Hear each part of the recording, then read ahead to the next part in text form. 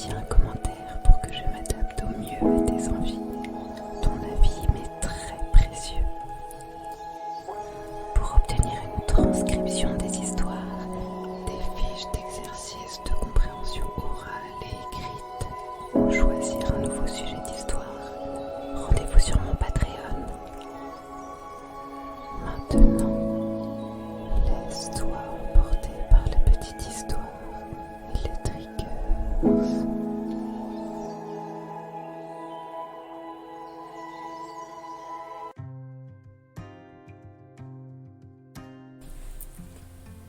Le royaume de l'éternel sable, partie 3.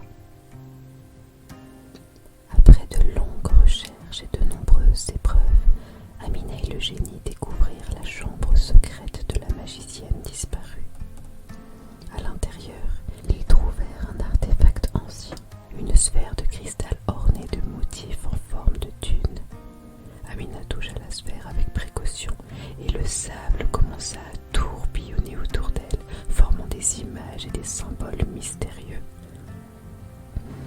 Le génie expliqua que la sphère était la clé pour libérer le pouvoir du sable enchanté. Amina comprit que son dernier souhait devait être de restaurer le lien entre le désert et le royaume, de révéler le secret de l'éternel sable pour le bien de son peuple. Elle prononça son dernier souhait et la sphère de cristal libéra une énergie magique qui se répandit à travers le désert.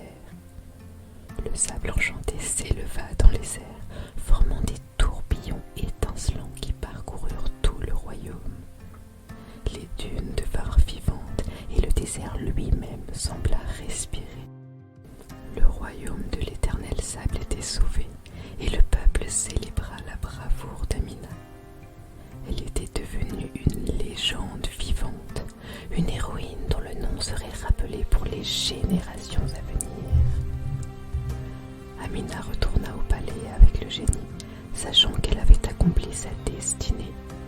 Elle était fière de ce qu'elle avait accompli, mais elle savait aussi que l'aventure ne s'arrêterait jamais. Elle avait